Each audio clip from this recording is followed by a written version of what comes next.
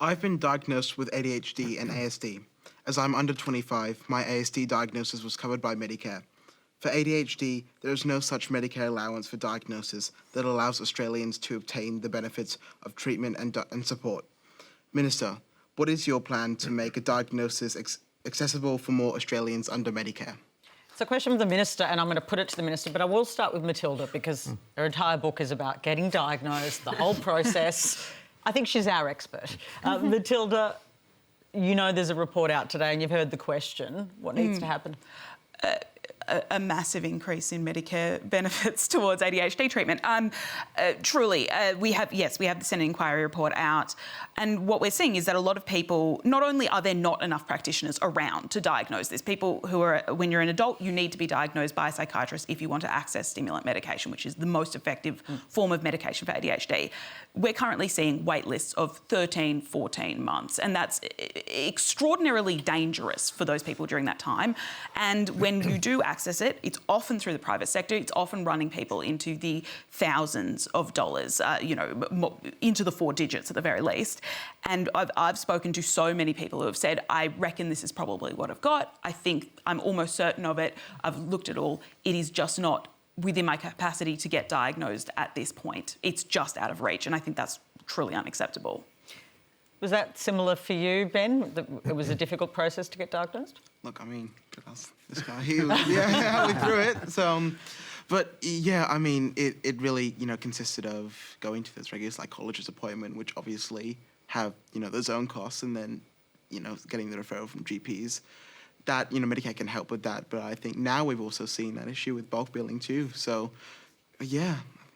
And also the recurring costs. You need to go back to either the psychiatrist or your GP if you're lucky enough to be referred every 6 months. There's constant mental health care plans on top of that, therapy on top of that. It's extraordinarily expensive to have ADHD, and it should not be, because it's a group of people that are already economically disadvantaged. All right, Minister. My turn? It's so your turn, because you got the power on this one. Yeah. What are you going to do? Well, this Senate inquiry that Matilda's been a part of, I'm sure, and lots of others, it's had a huge response in the community, has delivered its report tonight. I haven't had the chance to read it in the last 2 hours. I've read the executive summary. I can help you. Look, this is an area that's seen a very significant lift in diagnosis rates. We've seen about a doubling of prescriptions for medicines for this condition over the last 10 years. And that broadly, I think, is a good thing, because I think there's a much greater level of awareness and understanding of this condition. That's a global phenomenon. I mean, the diagnosis of it has changed quite significantly in the last 10 years, but it is leading to a bottleneck. And this is not just around ADHD. There is a very significant supply issue around psychiatry generally, and that's having impacts right across mental health, including at the very severe end when people are being discharged from hospital, maybe having been sectioned. There's a very significant difficulty in getting access to a consultant psychiatrist. So these workforce supply issues are much more systemic than just around ADHD. But I think many parts of the health sector are now only really learning how to treat and care and support people who have been diagnosed. We've last month promulgated new clinical guidelines that have been endorsed by the National Health and Medical Research Council. I think that will lift the understanding of health professionals generally, not just psychiatrists. There's been some pushback from medical professionals that you've seen saying there's an overdiagnosis. Yeah. Do you subscribe to that view? No, I don't. I've seen that a little bit over the last several days, and that's not uncommon in the mental health space. These are not things you can take a blood test for. So, often in the health sector, in mental health, there is a bit of contestability between practitioners about the extent of diagnosis and such like. I hope that the Senate inquiry will have teased some of those issues out. But I think it's been terrific to see just the level of understanding and awareness increase over the last several years. The contribution that Matilda and others have made to that's been really valuable, and I'm looking forward to considering the recommendations of the Senate inquiry. And Matilda, you notice, because you're on TikTok, right? Yeah. I love that story. Many people would not have heard it. No, yes, it is somewhat my greatest shame, but also an extraordinarily common story, which is that during the pandemic, I started using TikTok unhealthy amount, I'd say.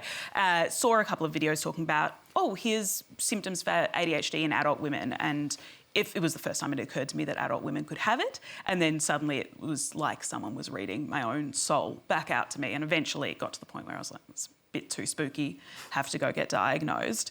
And we're seeing that. Like, that is, we had COVID, it broke down everyone's sense of normalcy, it broke down all the structures people had to support themselves. It's not surprising that at the same time that we have a short-form video app, something the ADHD brain loves, and Best thing ever.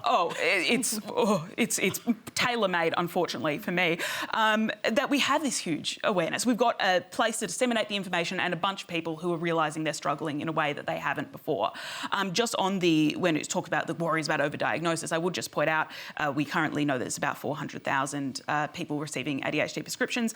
It's about 5.8% of the population. That's 1.4 million. So we're still missing 1 million. So I wouldn't be too freaking out about the overdiagnosis just yet. Just yet. Keith, is this something that comes up? I mean, I know many parents are concerned that there's not enough support. It does. It comes up more as a parent than as a politician. But like you, Mark, I saw the Senate report. It's almost 400 pages. And then I saw your book and I thought, I quickly scanned the executive summary, but your book is fantastic. And Your book is more useful. It really is. And it's got pictures and it's got great stories. I like pictures. The Senate inquiry did have 1 or 2 pictures, but it could have I done noticed Yeah, that. that's right. It was the appreciated it. spiciest Senate inquiry I've seen, but yes. Yeah. But I just think, that most families know someone who has a child or an adult who has ADHD, and really successful, normal people who are achieving great things. And I think removing the stigma is an important role that people have to play, and you've certainly done that. And I think there's a lot to digest from this Senate report, and we should certainly take it seriously. It takes a long time to consider all of those recommendations. Okay.